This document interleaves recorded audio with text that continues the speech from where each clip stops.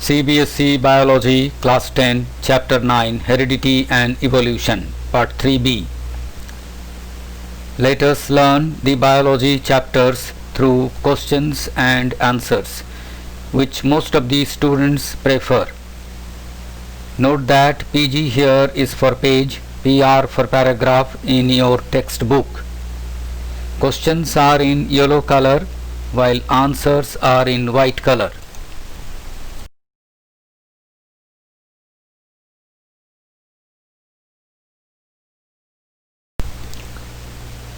What is the relation between classification and evolution?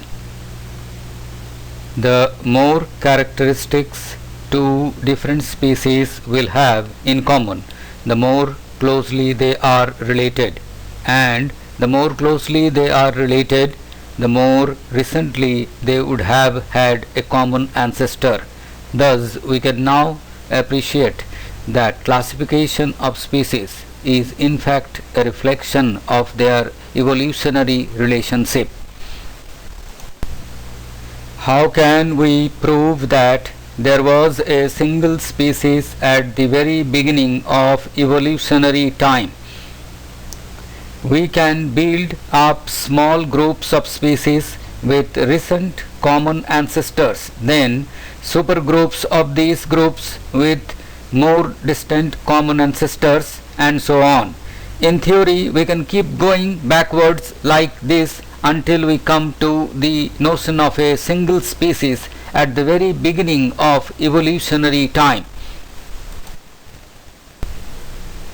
How do we identify characteristics in different organisms that are similar because they are inherited from a common ancestor? Note this example. Consider the fact that mammals have 4 limbs, as do birds, reptiles, and amphibians. The basic structure of the limbs is similar, though it has been modified to perform different functions in various vertebrates. Such a homologous characteristic helps to identify an evolutionary relationship between apparently different species such as frog, lizard. Distinguish homologous and analogous organs. Homologous organs, analogous organs. Homologous, the basic structure is similar though it has been modified to perform different functions. Analogous, the basic structure and origin are different but similar functions. Homologous example: mammals, birds, reptiles, and amphibians have 4 limbs, basic structure and origin similar but functions different. Analogous: bird arms, that is wings, and bat arms, also wings, have different. The arms of birds and bats should be considered homologous or analogous.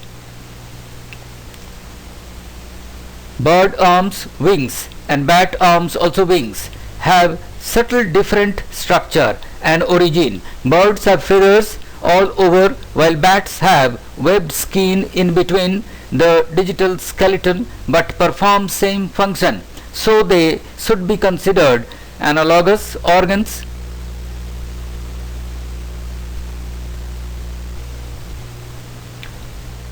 All the What are fossils? Usually when organisms die, their bodies will decompose and be lost, but every once in a while the body, or at least some parts, may be in an environment that does not let it decompose completely.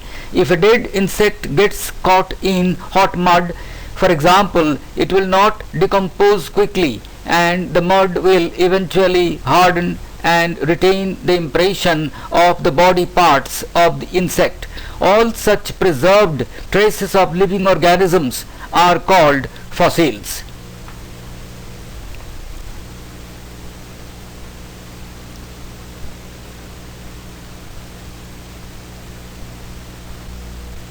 Some of them may have just imprints. How do we know how old the fossils are?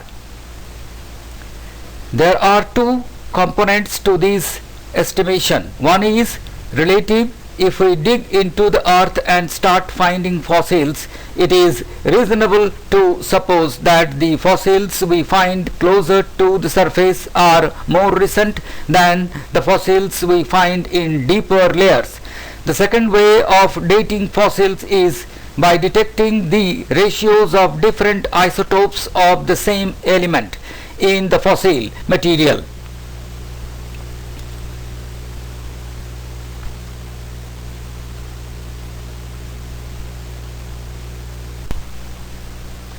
How do we understand the evolution of the organ eye? The eye, like the wing, seems to be a very popular adaptation. Insects have them, so does an octopus, and so do vertebrates. And the structure of the eye in each of these organisms is different. There are evidences enough for them to have separate evolutionary origins. Thus, like wings, the eyes are analogous organs. End of this part. Dear students, share your doubts and questions to this email given below. The questions, answers of this chapter, Heredity and Evolution, will be continued in the next video.